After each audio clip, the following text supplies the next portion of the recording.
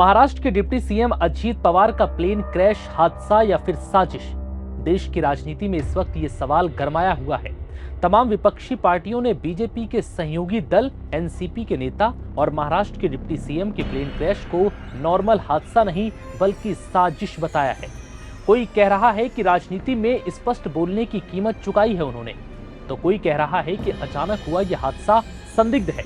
इन बयानों के बाद से न सिर्फ महाराष्ट्र की राजनीति में भूचाल आ गया बल्कि पूरे देश में इस वक्त ये बयान विवाद पैदा कर रहे हैं।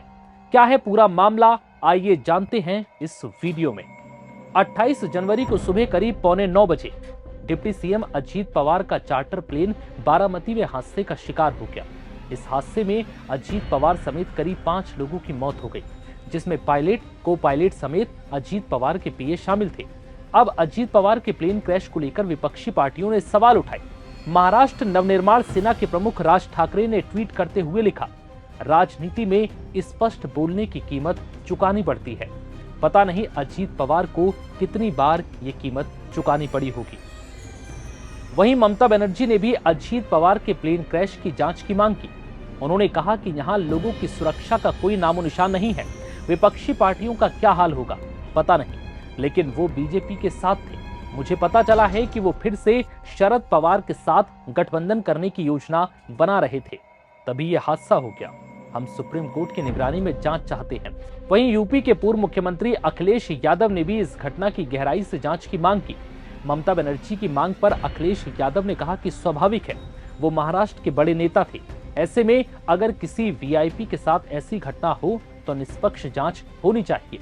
वहीं कांग्रेस नेता नितिन राउत का कहना है कि अजीत पवार का विमान क्रैश हादसा नहीं बल्कि अजीत पवार को मारने की साजिश हो सकती है। बता दें कि 28 जनवरी को डिप्टी सीएम मुंबई से बारामती के लिए निकले थे और सुबह करीब 8:45 पर बारामती एयरपोर्ट पर लैंड करने से पहले ही उनका चार्टर विमान हादसे का शिकार हो गया। हादसे के बाद ये विमान एक बड़े आंच के गोले में तब्दील हो गया और इस हादसे में डिप्टी सीएम अजीत पवार समेत 4 लोगों की मौत हो गई, जो उस वक्त चार्टर प्लेन में मौजूद थे। महाराष्ट्र एविएशन डिपार्टमेंट के सोर्स के मुताबिक विमान बारामती एयरपोर्ट पर लैंडिंग के लिए अप्रोच कर रहा था। पहली बार में पायलट को रनवे साफ दिखाई नहीं दिया, जिसकी वजह से विमान को दोबारा ऊंचाई पर ले जाना पड़ा।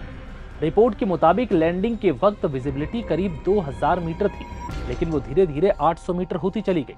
पहली कोशिश नाकाम रहने पर बारामती के रनवे 11 पर दोबारा लैंडिंग की कोशिश की गई और इसी दौरान विमान रनवे 11 से फिसलकर क्रैश हो गया। बारामती में हुए विमान हादसे की शुरुआती वजह खराब मौसम और लो विजिबिलिटी मानी जा रही है। हादसे के वक्त बारामती के लैंडिंग स्ट्रिप वाले इलाके में घना कोहरा था। इसकी विजिबिलिटी काफी कम होकर करीब 800 मीटर तक रह गई थी।